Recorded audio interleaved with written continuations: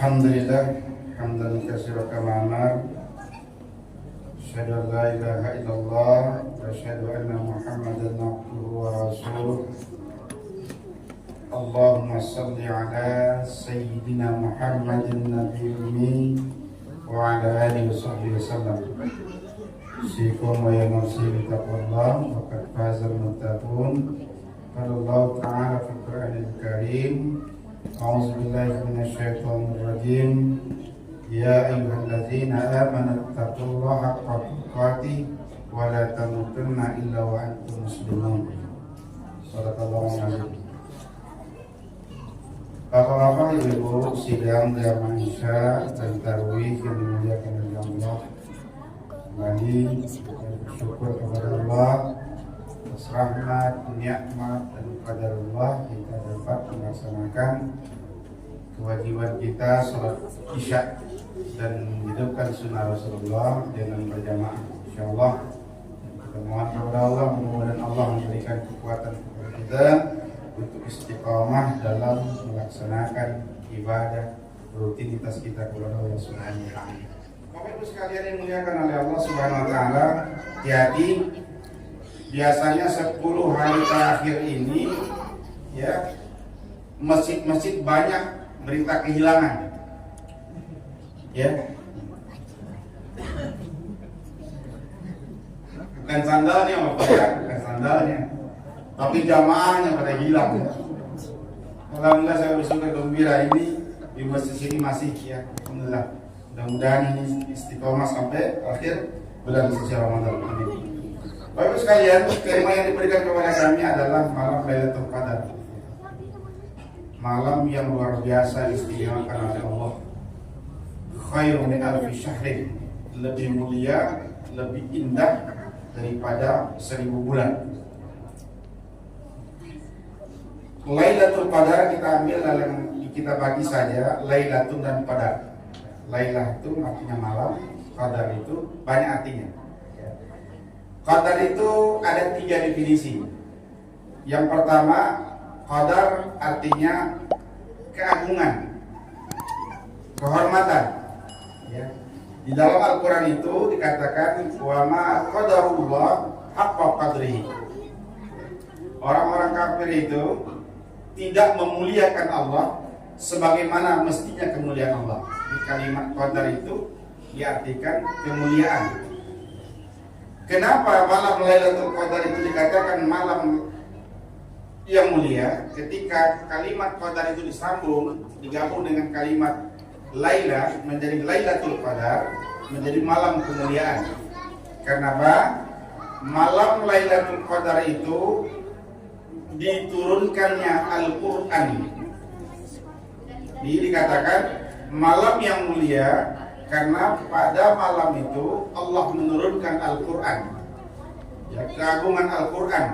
Oleh karena itu malam itu termasuk malam yang mulia. Kenapa? Ayat-ayat Allah diturunkan oleh Allah pada malam Lailatul Qadar.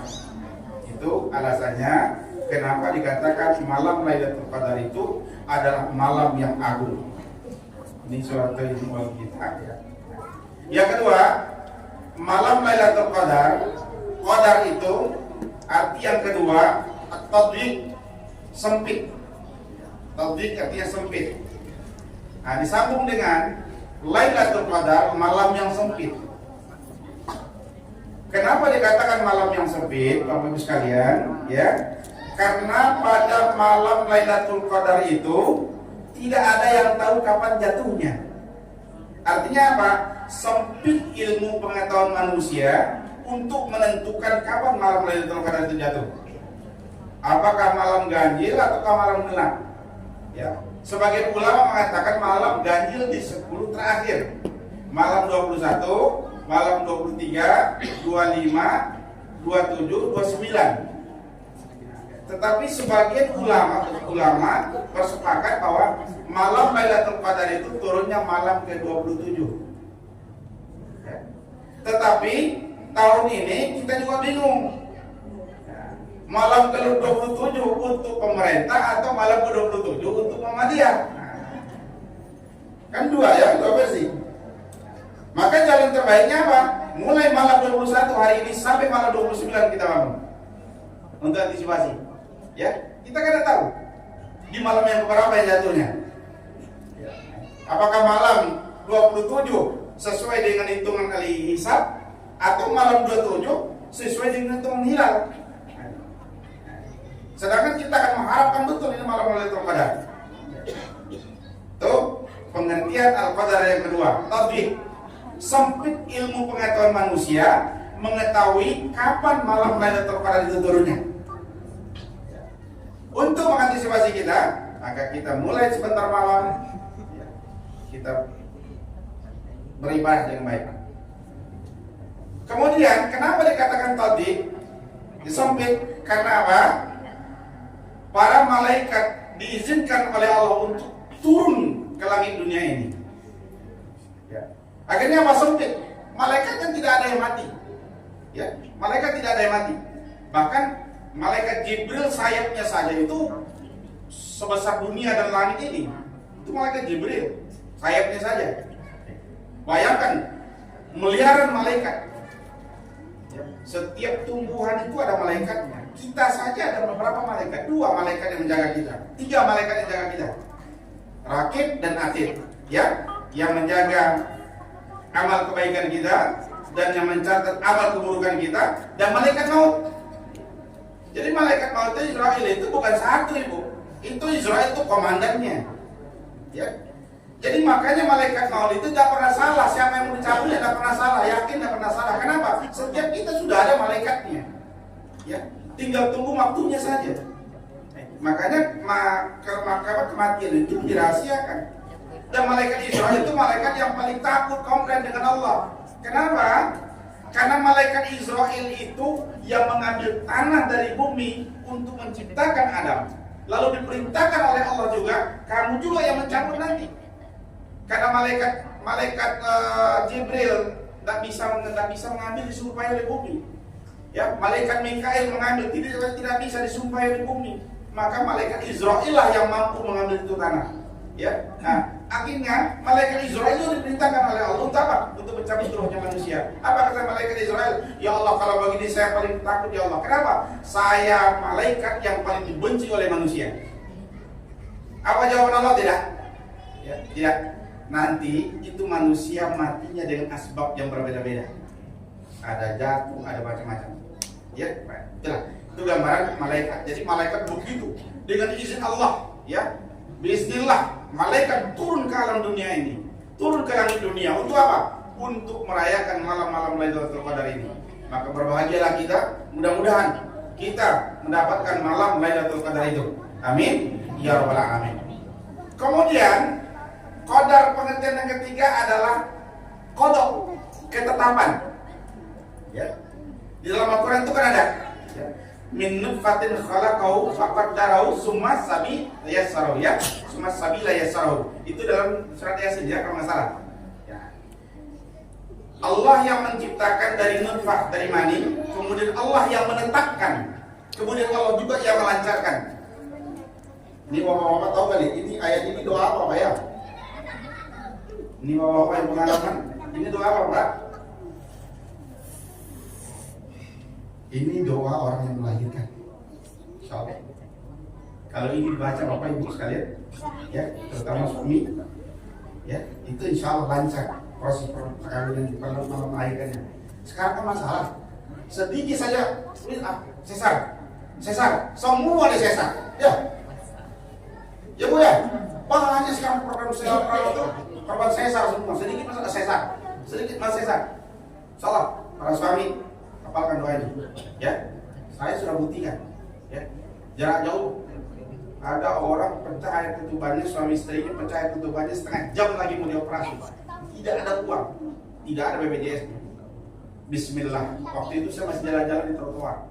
Ditelepon, tolong istri saya. Saya bacakan doa itu. Setengah jam, 1 jam berikutnya ditelepon. Alhamdulillah selamat. Insyaallah kalau kita yakin. Min nutfatin khalaqahu faqaddarahu summa sabila yassarahu. Itu doa ini untuk bapak-bapak dan saudara bapak insyaallah.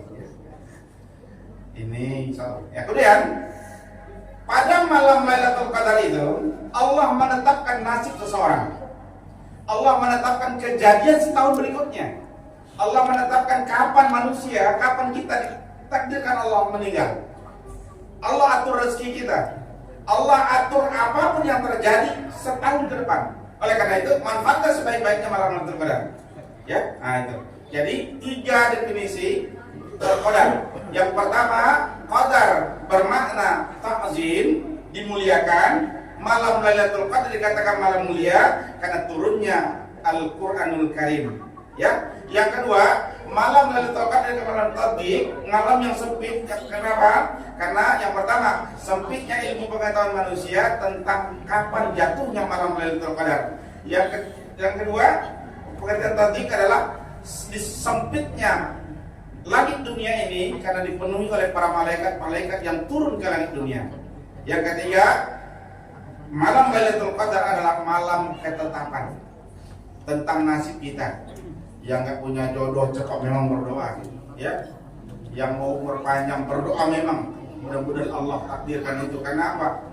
Takdir bisa dirubah dengan doa seseorang. Karena itu adalah hak prerogatifnya Allah. Kapan saja Allah punya mau. Meskipun kita sudah ditakdirkan, tapi kalau Allah punya mau, kita dibutuhkan oleh masyarakat banyak, mungkin Allah panjangkan umur kita. Kita serahkan kepada Allah. Sekarang, lalu kenapa mesti kita raih gapai Lailatul Qadar itu? Begini Bapak Ibu sekalian, kita mungkin bahagia bertemu sama anak kita. Kita mungkin bahagia kita bertemu sama keluarga kita yang datang dari jauh. Ya, apalagi di bulan suci Ramadan ini jarang ya kita bersama berkumpul dengan keluarga, jarang kita lakukan itu. Kita bahagia. Sekarang apa masalahnya? Kapan kita bahagia bertemu sama Allah? Kapan kita berbahagia, bermunajat, bertenang-tenang bersama Allah? Oleh karena itu, malam 10 malam terakhir dimanfaatkan betul. Kita raih bagaimana kita bisa bermunajat dengan Allah, berdoa, berdialog sama Allah. Lalu apa yang mesti kita lakukan? Yang pertama, perbanyak zikir. Ya, perbanyak zikir kepada Allah. Kemudian apa lagi? Banyak tadarus Al-Quran, banyak membaca Al-Quran. Karena malam itu juga malam diturunkannya Al-Quran, memuliakan Al-Quran. Ya. Nah. Yang ketiga, perbanyak beristighfar. Kata Rasulullah, "Man qama Lailatul Qadri imanan wa ihtisaban, ghufira lahu ma taqaddama min dzambi." Barang siapa yang bangun itu bukan berarti sholat saja. Ya, dia berzikir, dia baca Quran, dia baca selawat kepada Rasulullah. Itu artinya bangun. Imanan dengan dasar iman, wa ihtisaban, betul-betul hati-hati. Ya, artinya apa? Betul-betul khusyuk berzikirnya, khusyuk baca Al-Qurannya. Ya, jangan sampai lagi zikir, mobil orang lagi banyak cerita macam-macam. Ya, artinya apa? Manfaatkan. Bapak Ibu sekalian, perhatian, nikmat yang paling besar di bulan suci Ramadan, keberkahan di bulan suci Ramadan yang harus kita usahakan apa? Maghfirahnya Allah. Meskipun tujuan puasa itu menjadi hamba Allah yang bertakwa, itu belum tentu. Ya, takwa itu nanti pasca bulan suci Ramadan. Ingat itu, ya. Bukan selesai Ramadan orang bertakwa, tidak. Takwa itu nanti akan dibuktikan pasca setelah bulan suci Ramadan. Kenapa? Karena amalan-amalan selama bulan suci Ramadan itu adalah amalan-amalan orang yang bertakwa. Karena itu bulan Ramadan itu mengantarkan kita la'allakum tattaqun, bukan pasti agar engkau bertakwa, Artinya apa? Kita belum tentu kita dapat nilai takwa selesai bulan suci Ramadan. Kalau tidak, kalau pasca Ramadannya tidak lagi amalan Ramadan dilakukan. Nah, itu. Apa ciri amalan orang yang bertakwa itu, Bu? Rahasia orang yang bertakwa itu ciri amalannya apa? Ya, qiyamul lail. Ya, wabil ashari hum yastaghfirun. Di waktu-waktu sahur mereka beristighfar kepada Allah Subhanahu wa taala. Itu ciri. Pasca bulan suci Ramadan, apakah masih kita qiyamul lail? Apakah masih kita beristighfar di saat-saat akhir malam? Kalau itu masih kita lakukan, insya Allah kita termasuk hamba Allah yang bertakwa. Apakah sedekah masih kita keluarkan? Jika itu demikian, insya Allah kita termasuk hamba Allah yang bertakwa. Apakah sholat duhanya istiqomah? Sholat isyraqnya istiqomah? Zikirnya istiqomah? Baca Al-Quran istiqomah? Kalau itu kita lakukan berarti kita termasuk hamba Allah yang bertakwa. Oleh karena itu, ya, 10 hari terakhir ini jangan sia-siakan waktu. Gapai maghfirahnya Allah dengan tadarusan kita. Gapai maghfirahnya Allah dengan zikir kita. Gapai maghfirahnya Allah dengan salawatan kita. Gapai maghfirahnya Allah dengan pekerjaan ibu menyiapkan buka puasa buat keluarga dan buat orang-orang lain. Gapai maghfirah Allah, maka berbanyak beristighfar. Jangan sampai sesuai dengan doanya Jibril. Apa kata Jibril yang diaminkan oleh Rasulullah? Cilaka. Siapa yang celaka? Orang yang berpuasa tidak mendapatkan ampunan Allah sampai akhir bulan suci Ramadan. Ini hati-hati begitu. Katakan kan, yang perlu kita gapai di akhir-akhir Ramadan ini adalah ampunan Allah. Ampunan Allah yang perlu kita gapai. Oleh karena itu, manfaatkan sebaik-baiknya. Semua kegiatan kita arahkan, ya Allah. Kapan? Di waktu sujud-sujud terakhir, minta ampun sama Allah. Kapan lagi? Di waktu kita menjelang buka puasa. Kan kita berdoa, Allahumma laka sumtu wa bika amantu ala rizqika aftartu bi rahmatika ya arhamar rahimin. Jangan langsung makan kue. Kebiasaan kita kan begitu. Ya. Tidak, doa di situ. Allahumma innaka afuwwun tuhibbul afwa fa'fu anni ya karim. Baru makan kue. Baru kita buka. Itu doa yang mustajab. Kapan lagi? Di antara azan dan iqamah. Kamu contoh ibu udah ke masjid, di rumah ada antara azan dan iqamah, beramai. Lagi masak. Kenapa? Di situ doa-doa kita dikabulkan oleh Allah. Itu saja yang kami sampaikan. Ya pas 20 menit pas belum 18 menit. Himbauan kami memanfaatkan 10 hari terakhir ini untuk apa? Untuk menggapai maghfirahnya Allah dengan beristighfar banyak kepada Allah Subhanahu wa taala. Makanya waktu istighfar Bapak Ibu sekalian, astagfirullah innal ghaffar. Jangan diarahkan karena kita sedang beristighfar. Astagfirullah, zat yang Maha Pengampun, yaitu Allah Subhanahu wa taala. Insyaallah mudah-mudahan ya bulan suci Ramadan ini diberi kekuatan kepada kita oleh Allah Subhanahu wa taala. Amin ya rabbal alamin.